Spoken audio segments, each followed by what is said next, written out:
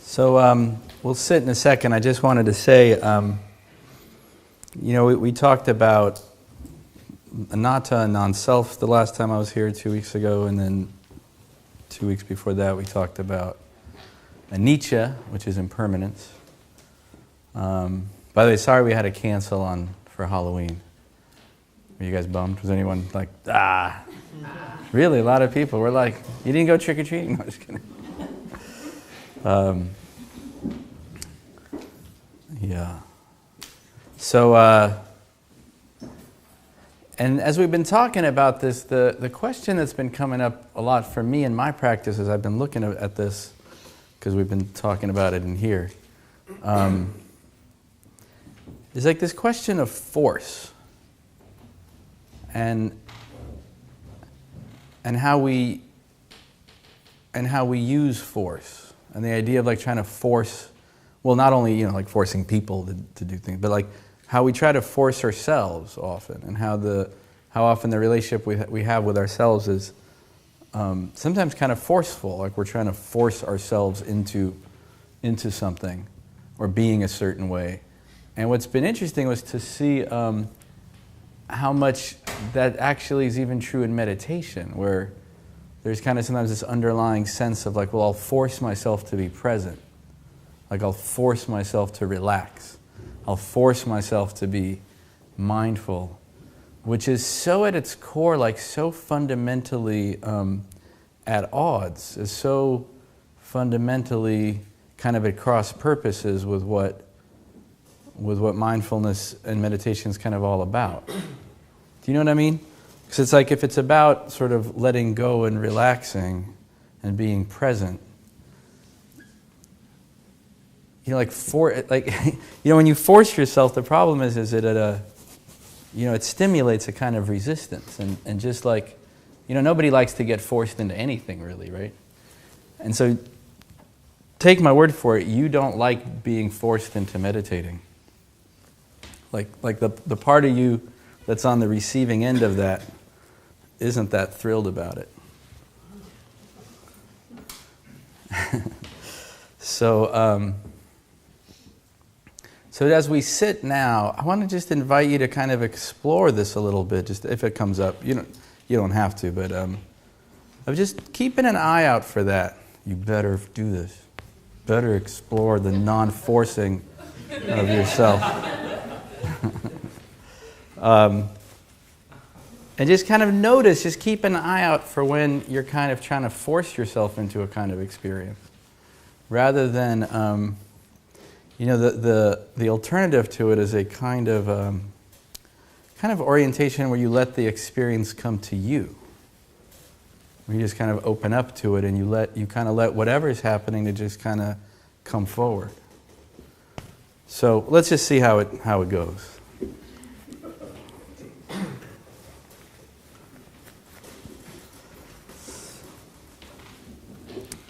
So find a comfortable posture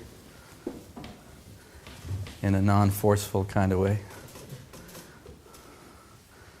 Let your eyes close, only if you want to.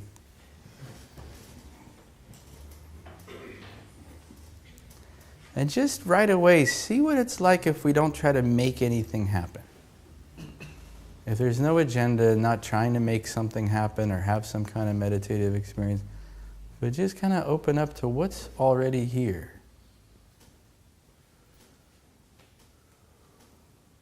Like, what's the experience you're already having? Not the experience you think you should be having or would like to be having.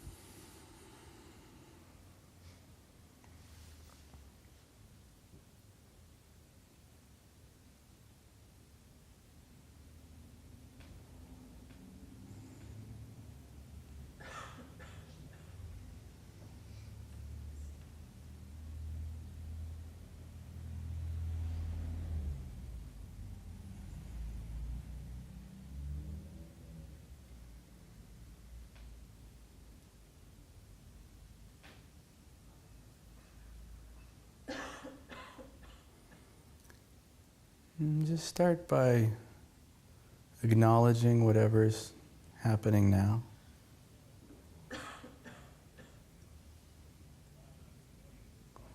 I'm going to give you a little tip. If you don't know what's happening now, that's actually an experience called confusion. And it's really helpful to name that sometimes. I've talked about this in here before. I, for many years, couldn't identify confusion because I was confused. And I couldn't see it as a thing onto itself.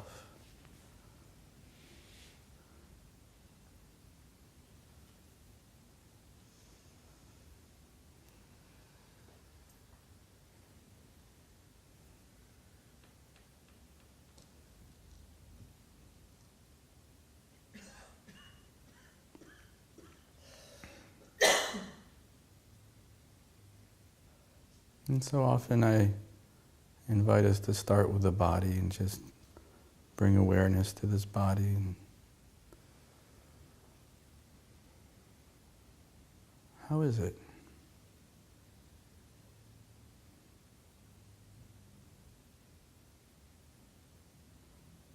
And see if you can meet the experience in your body with some kindness and compassion, no matter what it is. Whether you feel good or not. Maybe there's great discomfort or pain. And see if you can just allow it and not fight it.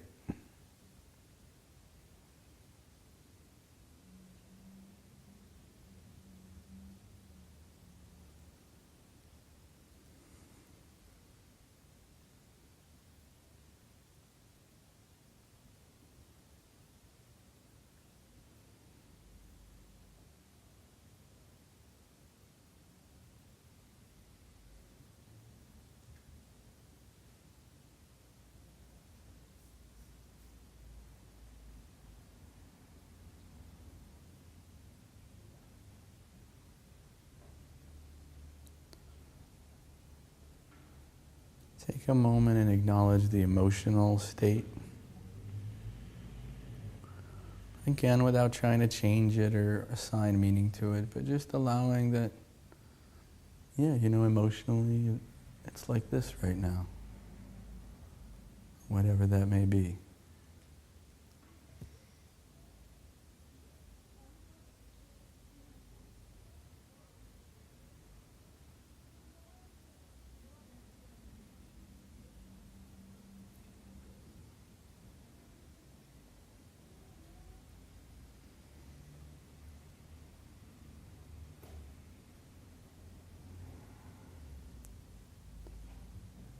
And then let's take a moment and acknowledge the mental activity.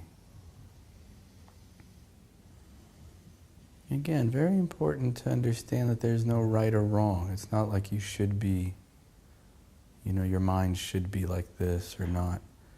It simply is the way it is right now. Maybe there's lots of thoughts or not a lot of thoughts.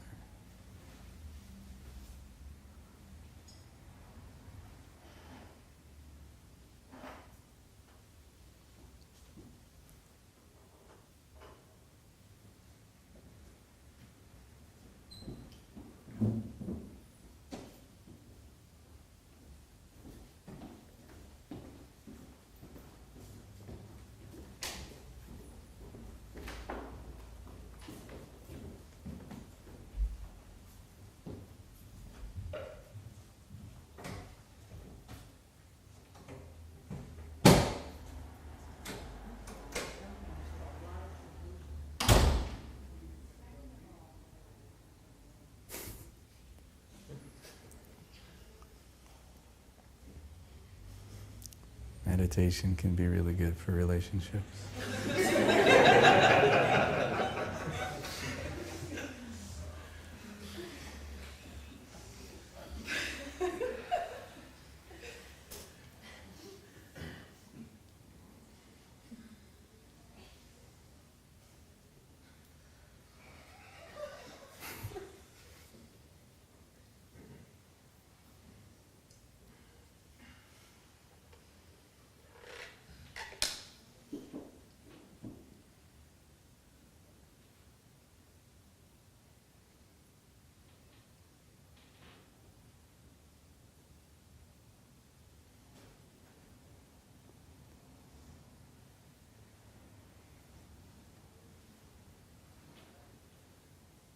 Hey, just for fun, if you're in the mood, what would it be like to send them metta?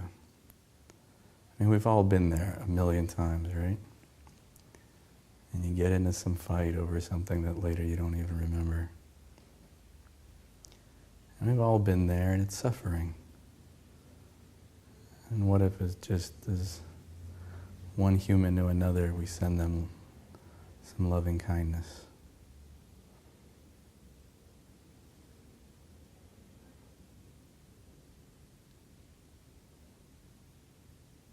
May you be well.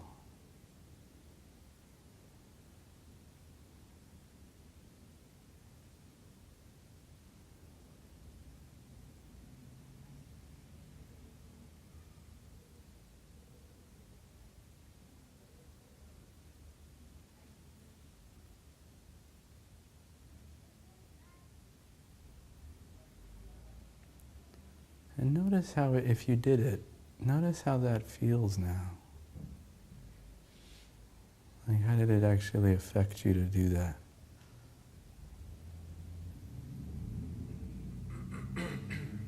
Noticing the effect on your body and mind.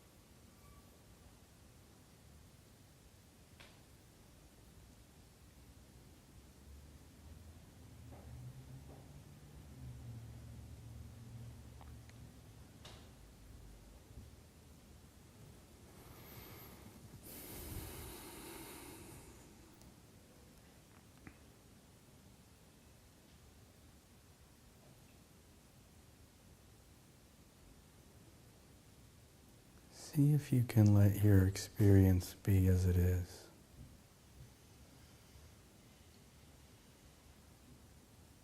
Where for the next, whatever we got, 20 minutes, you don't have to do anything about anything.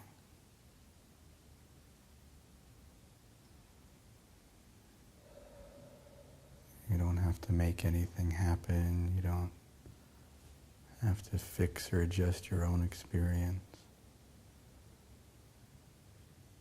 You get to just be.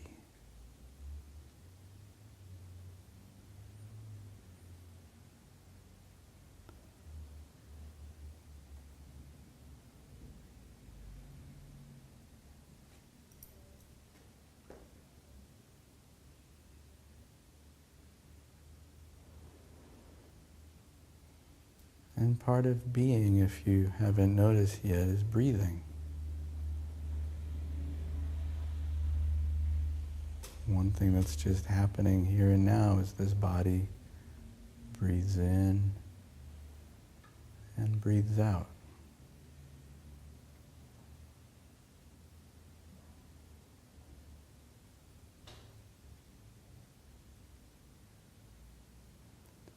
And so we can use this experience of breathing as a kind of home base.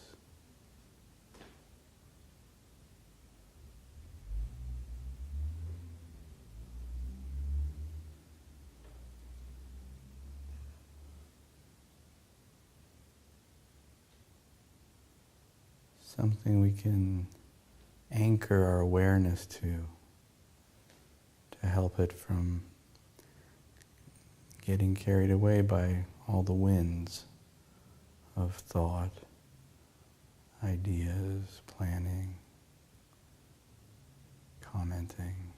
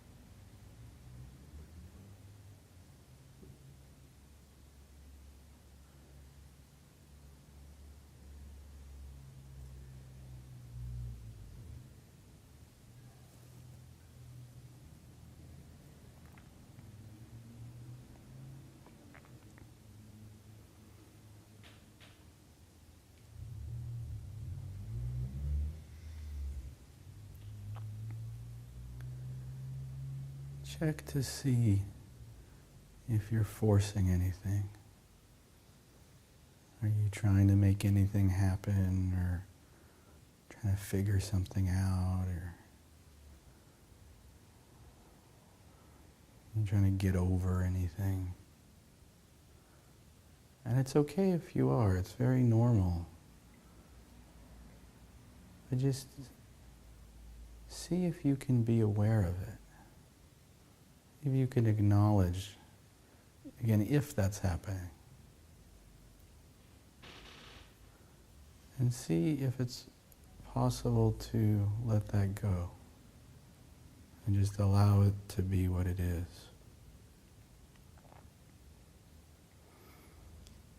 And really the most challenging part is, can you trust that you don't have to do it?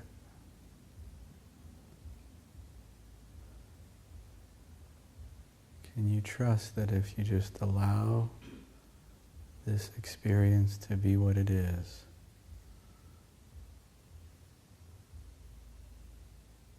that it'll be okay?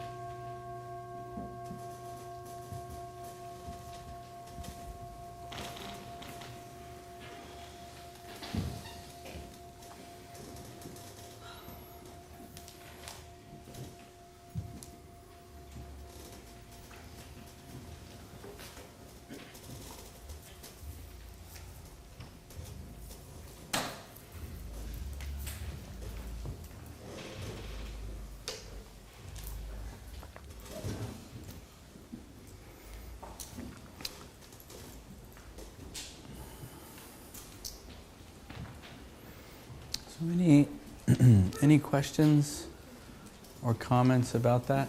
Yeah. So I found I was getting hooked on like other people's problems. Yeah, right. And I was, like I had enough shit of my own, but I found like someone I work closely with was quite annoyed, and I have been feeling badly that he's been feeling annoyed. Hmm. And then I was thinking about like how do you find the balance between not getting snagged on those types of things, but also being empathetic. Yeah. Did you guys all hear that? She was saying that she found herself getting caught in like other people's problems. She ran out of her own. No, I'm just kidding. She said she has plenty of her own, but then on top of that, she was like thinking about somebody at work and like the difficulties they're having. And so then her question was like, how do you find a balance between not getting hooked on things like that while yet staying empathetic, right?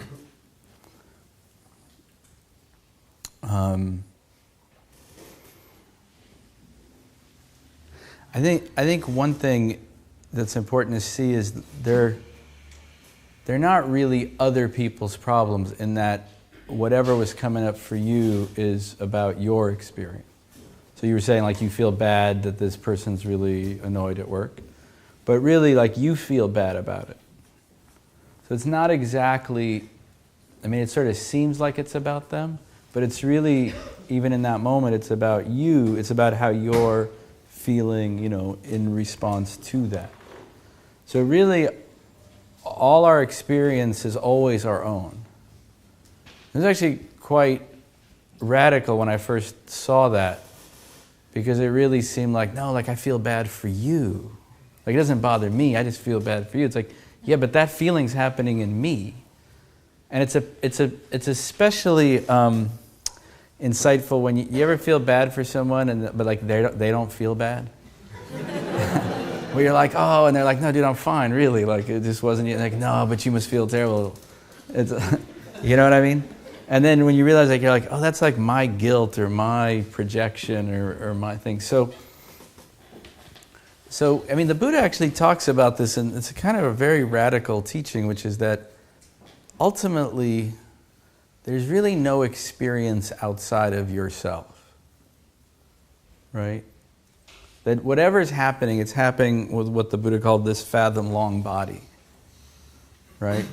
So even like I'm looking at all of you, but really it's like lights bouncing off of you, hitting my eyeball, going inside, like, stimulating my brain. And my whole sense of this room and all of you is really still just happening in my own mind. This could be a dream I'm having. Like, something like, that experience. You know what's funny, as an aside? When you have dreams, there's nothing to do with it, and in the dream you wonder, like, wait, is this a dream or not? Someone like hit me to this idea. I was like, oh yeah, when you're awake, that never happens. Like ever. Ever. So if you ever find yourself going, oh wait, is this a dream? Yes, it is. It is. Right away you just know it's a dream. Anyways, I thought I would just throw that in. That's just a bonus, like a little side Dharma. a little dream Dharma. Back to this idea that it's all happening within us. So I don't know if it's really that you're getting hooked on other people's problems, as much as it's like, well, it's stimulating something in you and touching something in you.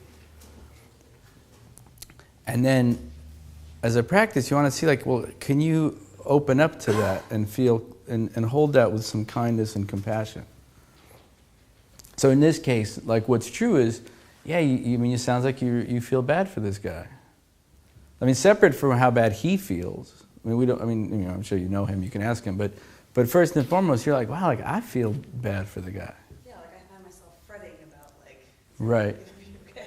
Okay. Right. So, the thing about it is that with a lot of these things underneath it all, there's something actually very beautiful in it.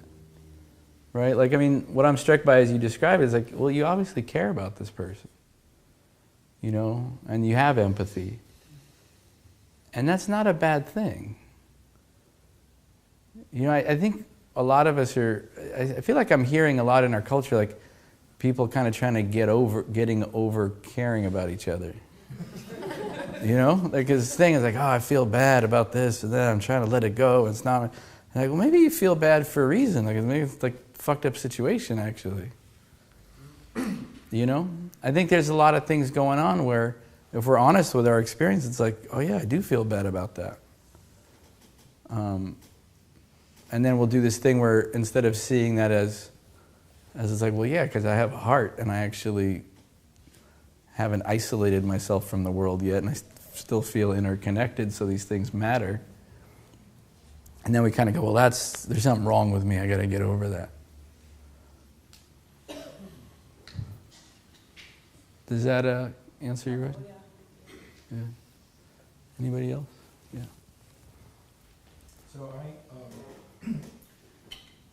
am in the midst of a huge family conflict right before Thanksgiving. Biggest that I've experienced in a family where there's a lot of conflict in at least 15 years. And I'm at the center of it.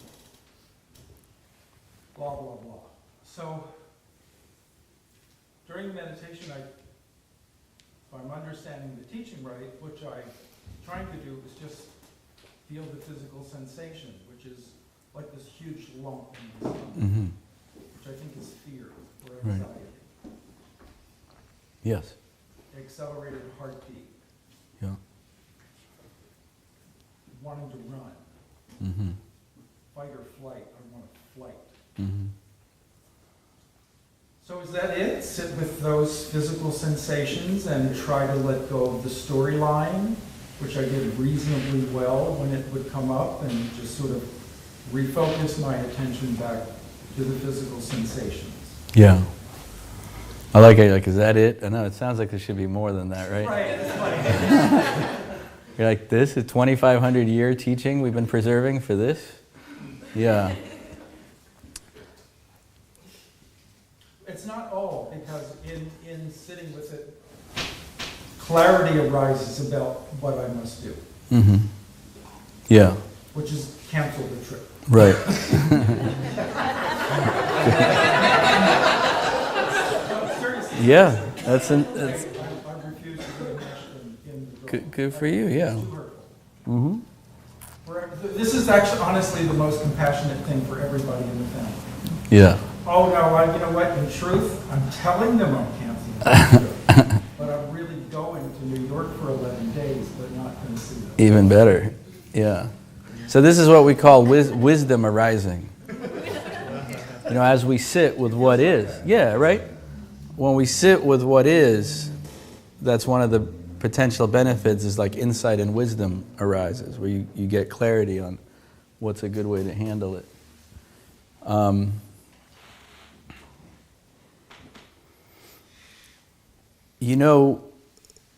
The reason why staying with it is so important, and it may sound like, oh, is that it?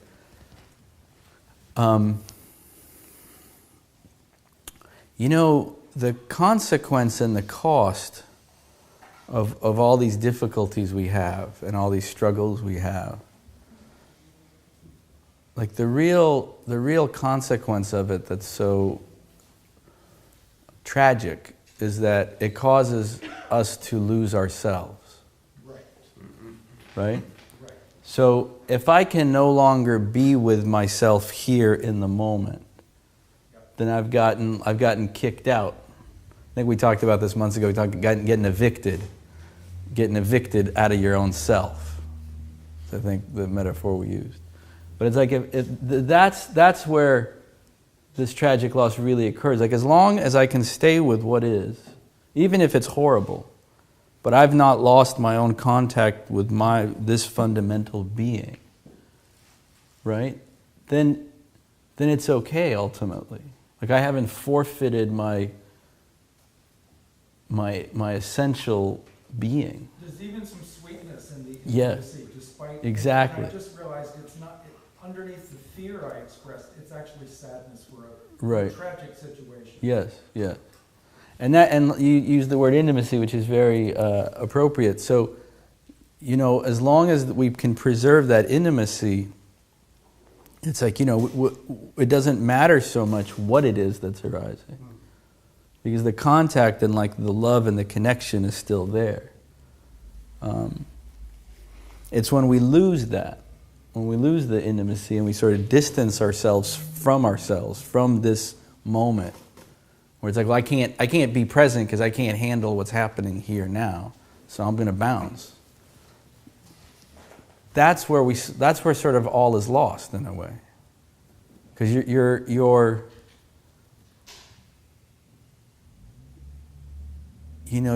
life force, essentially, like who you are, what you are, is being forfeited in that moment.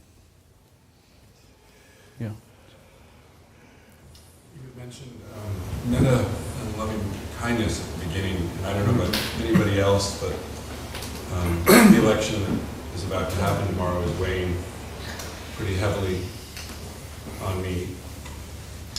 And the past couple of weeks, in particular tonight, I found the concept of metta and loving kindness helpful in processing this, and I just wanted to share it. I think what I've been thinking about is thinking about all the people that have been drawn towards Trump and what kind of place they have to be in, a very The South? broken, dire, hurt place, and using the concept of metta and loving kindness to try to reach out to that place that they're in as a way of processing what's happening. What I was thinking about tonight, this may sound strange, but the story of John Henry, and sort of feeling like life what he had to offer was no longer valued or useful. And he just fought that steamboat until his heart just exploded and died. Yeah. I'm worried something really bad could happen tomorrow, and I'm trying to figure out how to make sense of it and have a relationship to it. And I'm finding loving kindness is helping. Yeah, it's very helpful. What would it be like to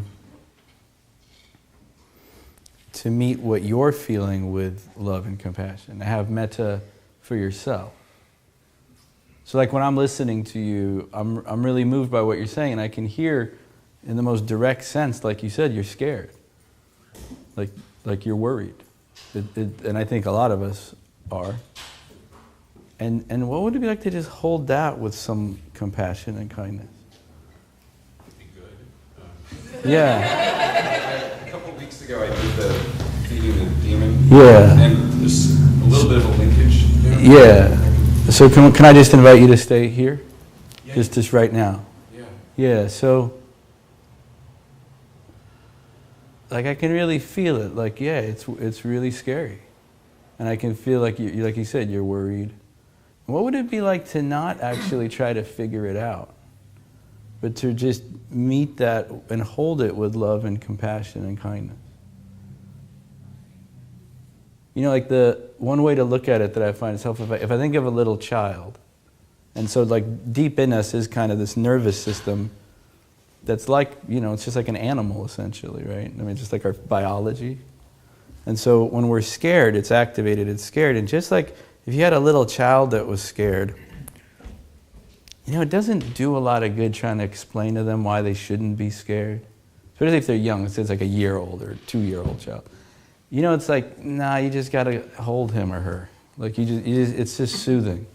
There's no, you can't be like, well, this is why you shouldn't be scared, and this is why, like, it's okay. It's like, that doesn't compute, So it's just holding this animal body, or an animal. I mean, it's even a better analogy. Like if you see a scared animal, it's like there's no explaining, there's no figuring out. It's just like, hey, how can I soothe this animal? How can I protect it? How can I just support it in that way? So see what it's like to do that with your own self.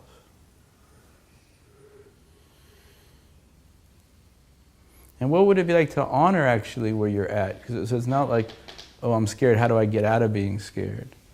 What about, for starters, like just being scared?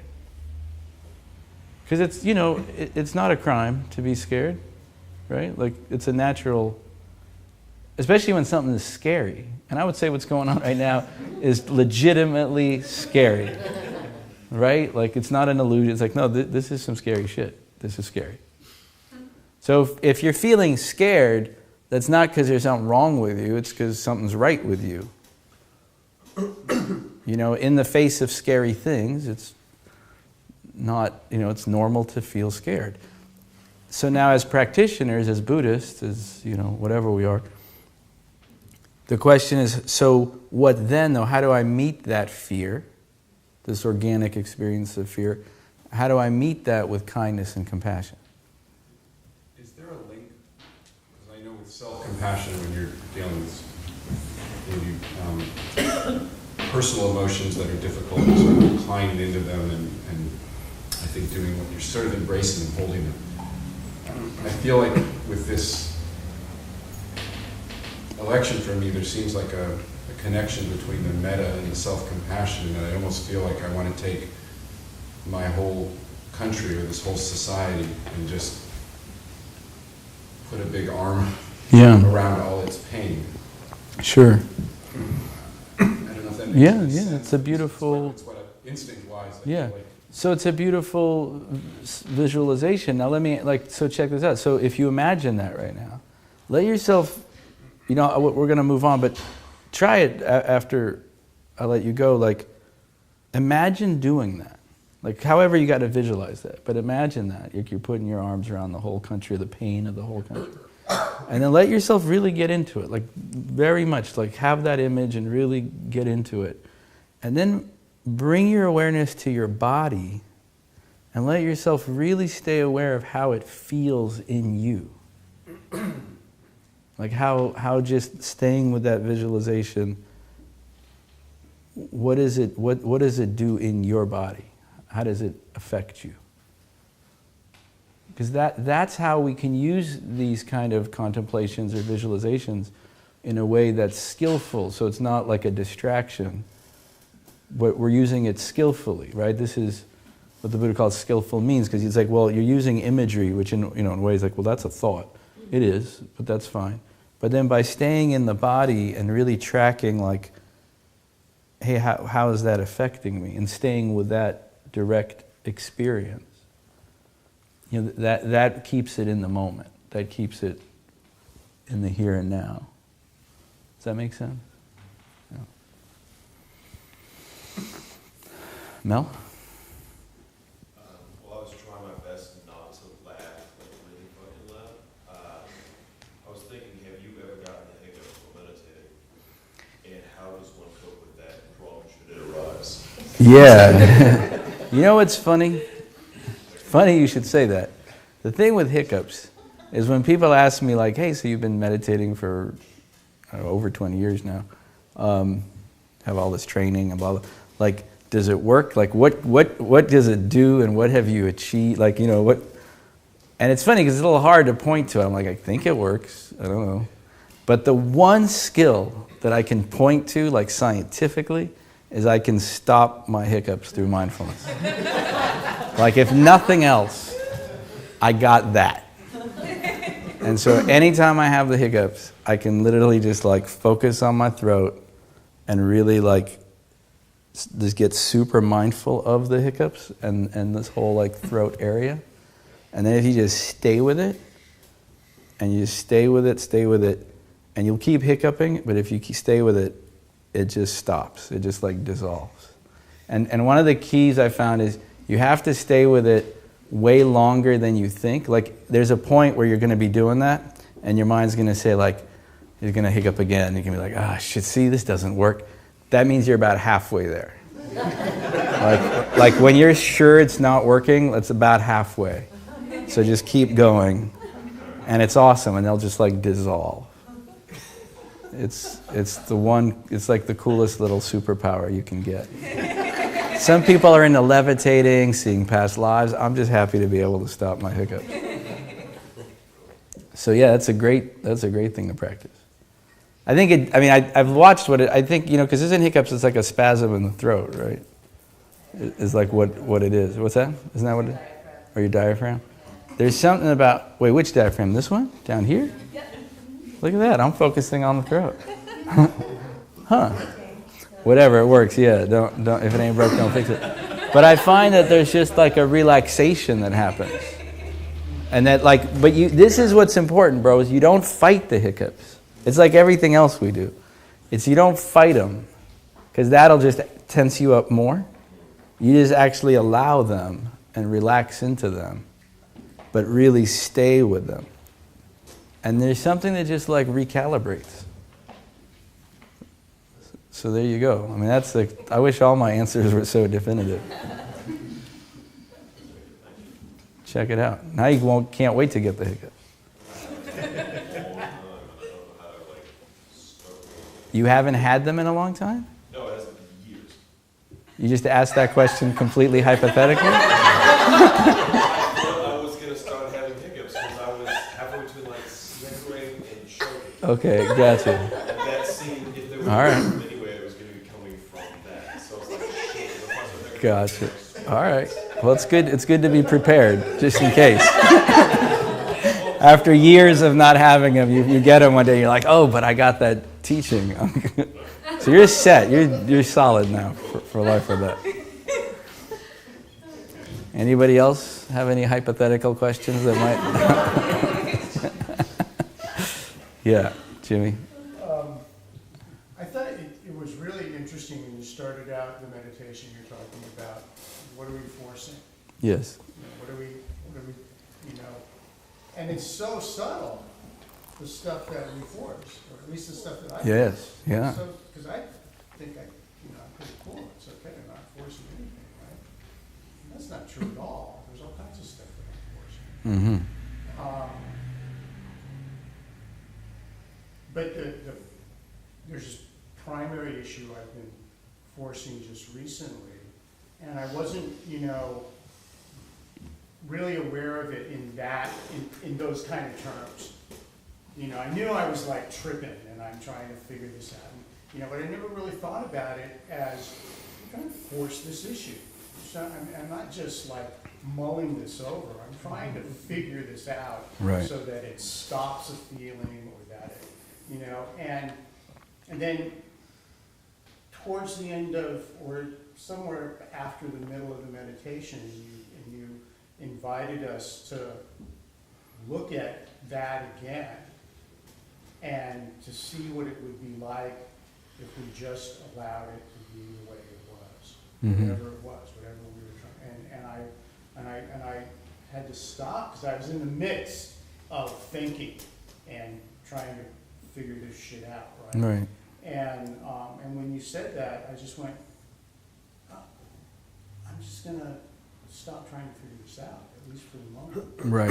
And then I was, overcome with this feeling of sadness. Mm. And that's all I was trying to avoid, Right. was a feeling of sadness by trying to figure this all out. Exactly. And to let go of forcing that issue, trying to figure it out, and realizing that all I was blocking was this feeling of sadness. Right. That was sad, but not that big a deal. I mean, I felt sad before, and feeling sad isn't going to kill me, and it's not going to keep me from being in the present moment. Right.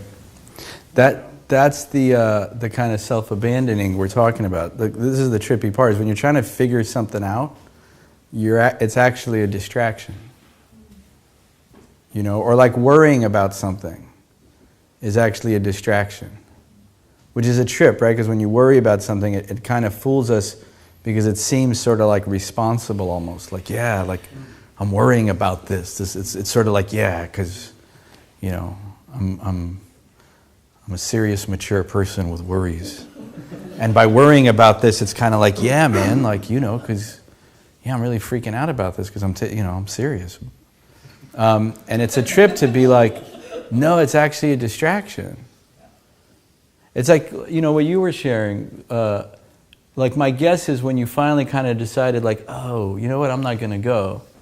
That it wasn't, am I right? Like it wasn't, my guess from what you described is that it wasn't like figuring out. It's more like you allowed it to be there. And you just let the experience be there. You felt the sadness and the anxiety. And then like, it more like arose. It was obvious. Yeah, like it was, obvious. Like it was just kind of, you saw it. There was no figuring it out. Right. Oh, that's the right thing to do. Right. That's the compassionate thing. Right. And it doesn't arrive like a deductive, like, yes, I've thought about it, I've, figured it out, and I've arrived at this, right? I mean, when they say like the Buddha was enlightened, and it says, and he saw reality as it was, it doesn't say like and then he figured it out. And he finally figured it out. And he finally figured out reality and what was up with it. And actually, as you said, you just saw it, like there it was. And that's what he's talking about. That's when the Buddha, like that's what they mean, is that he just saw reality. And it's a trip because then we go, well, what are we doing then? Right? If he's just seeing reality as it is, what the hell are the rest of us doing? And it's like, well, we're caught in our reaction to things. We're not seeing reality as how it is. We're seeing how I feel about that reality. You see what I mean? Like, well, this is how I feel about it, what I think about it. This is all my like reactivity to it. So I don't know reality.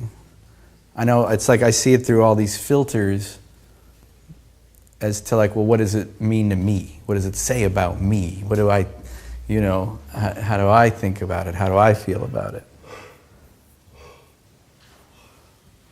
And that's the weird part, is that how my own reactivity is actually a distraction from the direct experience.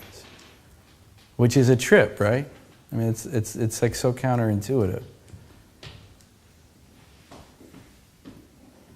Yeah. So, I mean, how do you balance that with like being an intellectual and wanting to know things? Been trying my whole life, bro. I don't know. I will say this. I feel like, see, that night it sets me up for something I kind of wanted to mention tonight, which is intention. So in Buddhism, the Buddha made a big deal out of intention, and intention comes up over and over in the teachings. And even karma, like the teaching on karma, he says that is actually about the intention. It's not the action itself, but the intention behind it that creates the karma.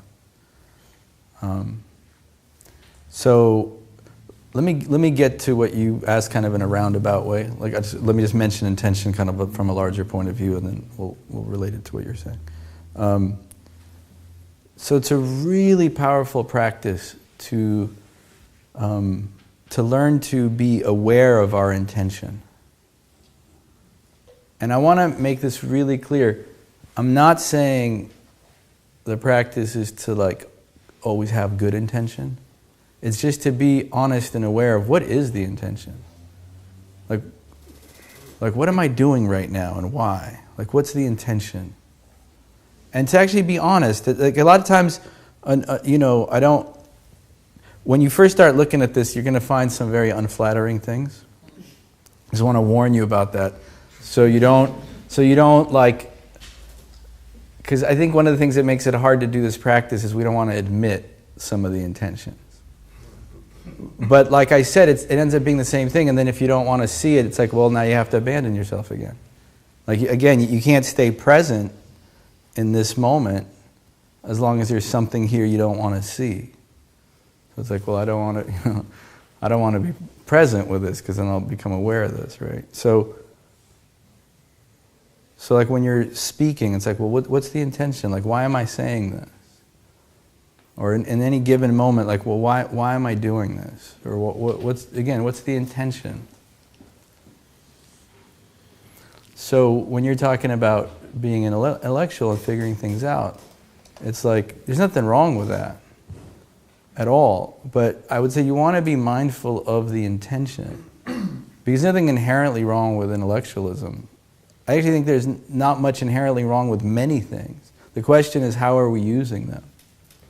So something can be, the same thing can be quite skillful or beneficial, and the same thing can be harmful. You know, like one of the kind of standard examples that's used in the teachings for this, it's not from the Buddha, I think I heard Jack Kornfield say it, but I've heard it a number of times. Like, if you take a surgeon, like if someone's like, a surgeon's doing, it's like, so the action is like, hey, I'm going to take this knife, I'm going to cut this person open. And so you could have like, I don't know, one person's a murderer, and that's, the intention is to kill the person. So it's not so cool.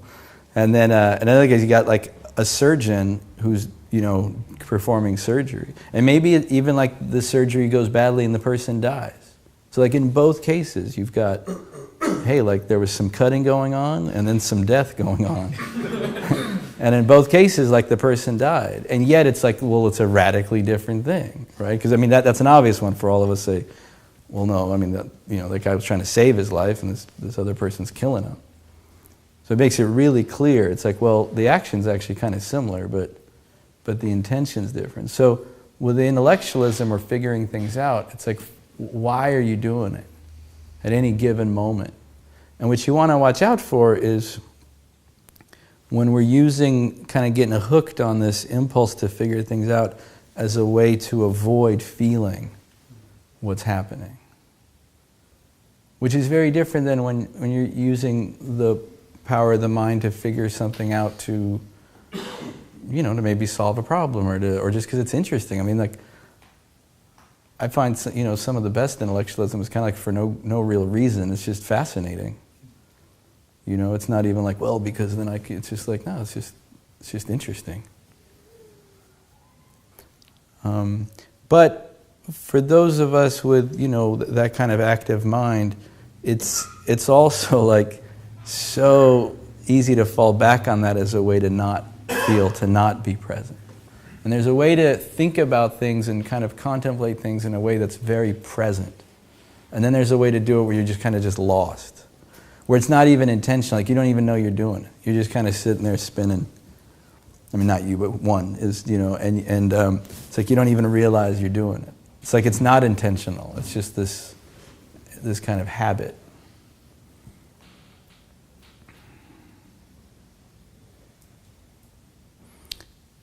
Again, and this has been coming up as a theme, if you stay in your body, if you stay, even as you're thinking about something, if you keep staying in the body and bringing your awareness back to the body and staying present with how it feels, like what the experience, what the direct somatic experience is in the moment, that'll keep the intellect grounded. And you'll find that the thoughts are actually much clearer that way.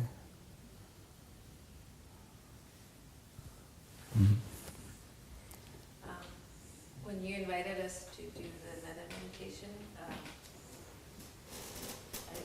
had an initial impulse of well-wishing, and then something just clamped down on it. And I didn't even feel any which way about that couple. They were sitting far from me. And yeah, it's something about that intention of reaching out to them that I couldn't really do. And I felt that with people close to me in my life recently where, yeah, there's like this initial sincere feeling of like a feeling that scarcity that comes feeling that. So I'm not sure what that's about. Yeah. Say more about the scarcity part. Like,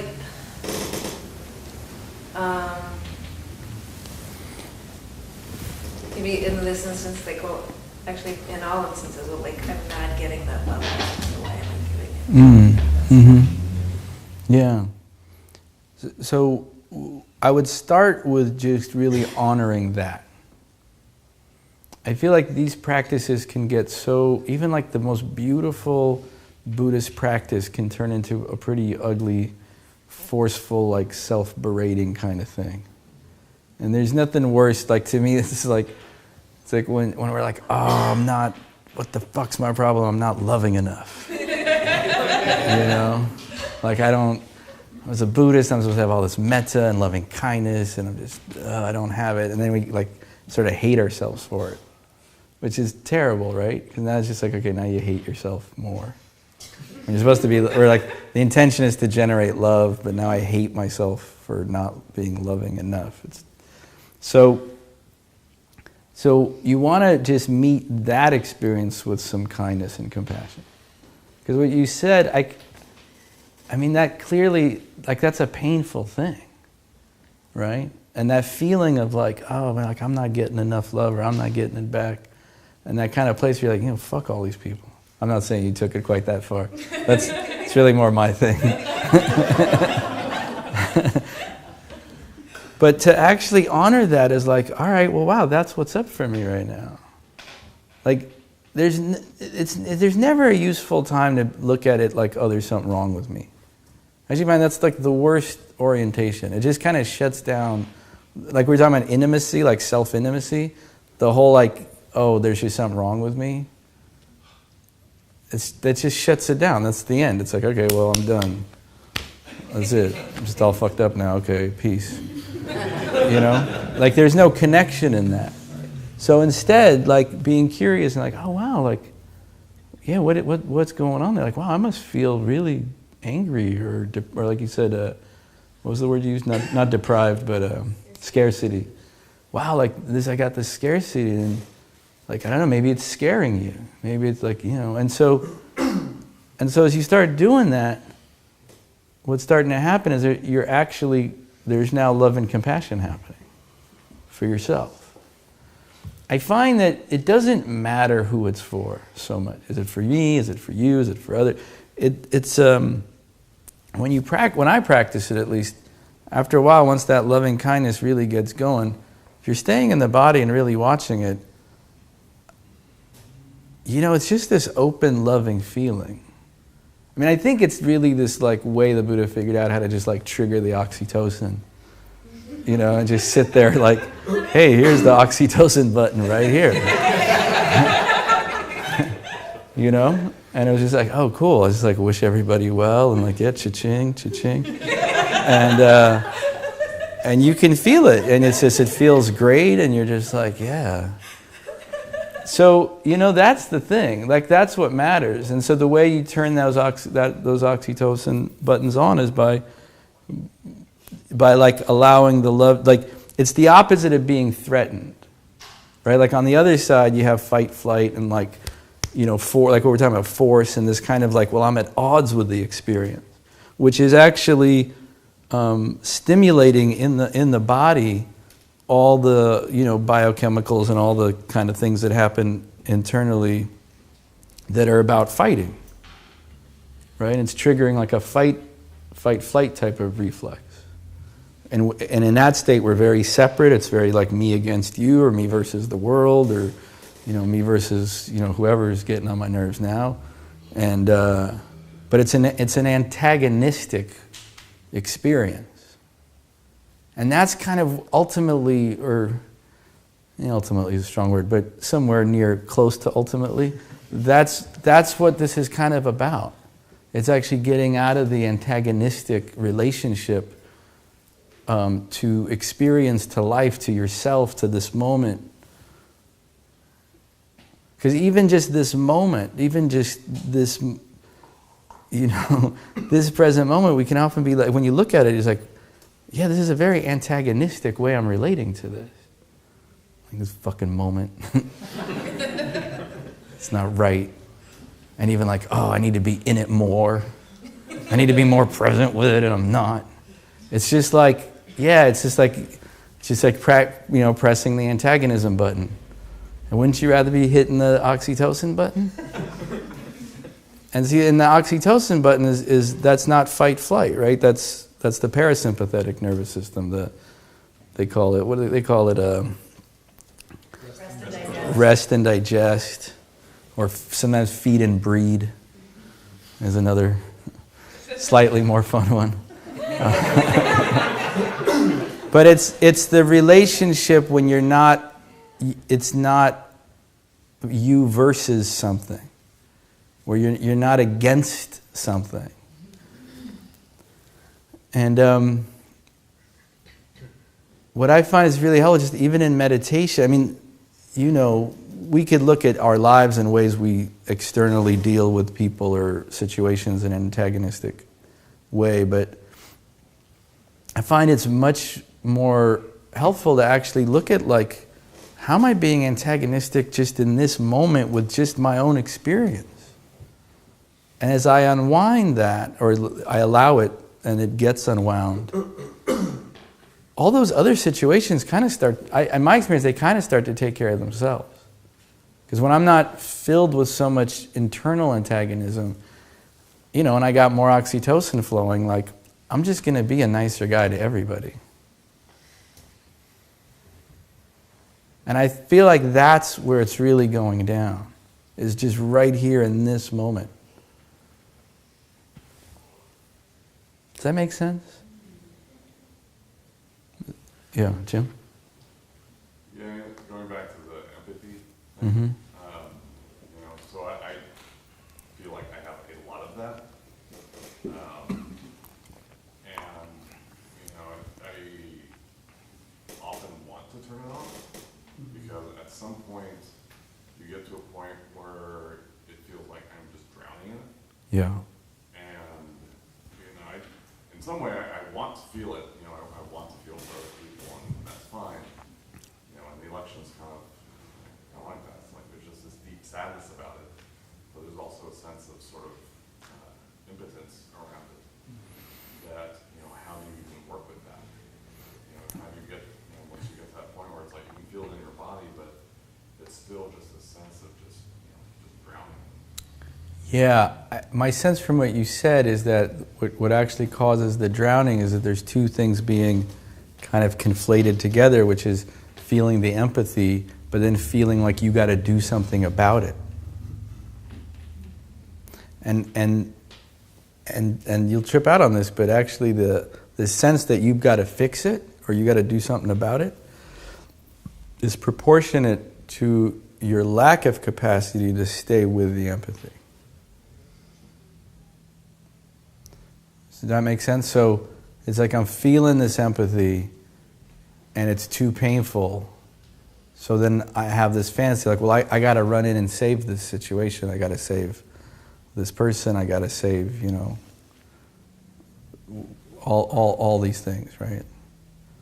And then so like what you're saying, and then there's this sense of impotence, because it's like, well, I can't. I mean, what am I? How can I do this?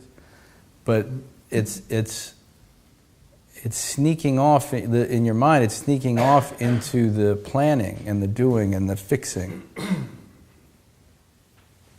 And there's so many situations where you really can't do anything. Like when I was a hospice volunteer, I really learned a lot about that. Where there's just, there's not much. Like, no, this person's dying, that's it. And you spend time with them, and I would watch this sense of like wanting to make it all better. And it was very humbling to just really grasp that, like, no, you can't. This is beyond you.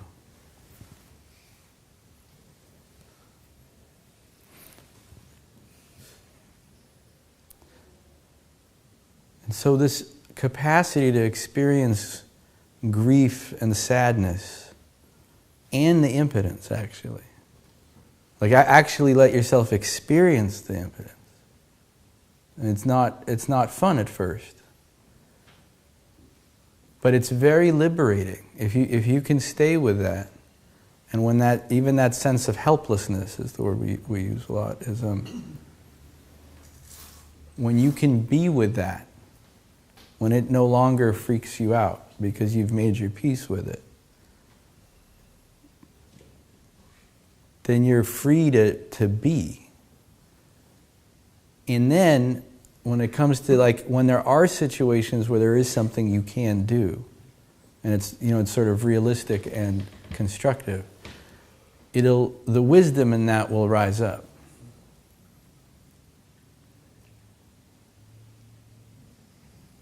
You know, it's like that, you know, that prayer that they use in the 12-step program a lot, the, you know, grant me the, what is it, the strength to change the, what?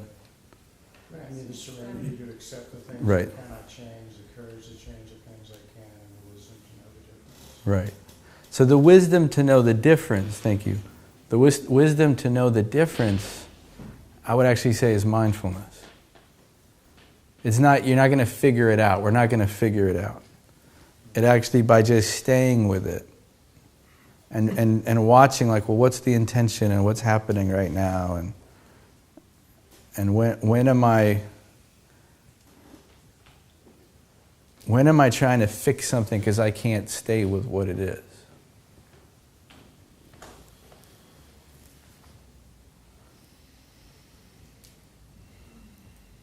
And then when you choose to do something or you feel inspired to do something, it's not coming from a place of reactivity. Because I have fallen victim so many times to really well-intentioned reactivity, where I was like, no, I must save the day.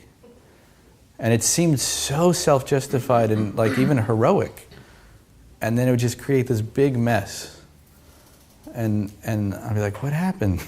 And I was like, yeah, dude, it was just that because it was all me. There was all a bunch of my own reactivity. And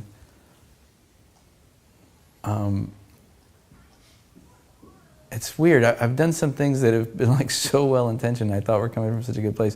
And then I look back and I'm like, wow, that was so self-centered.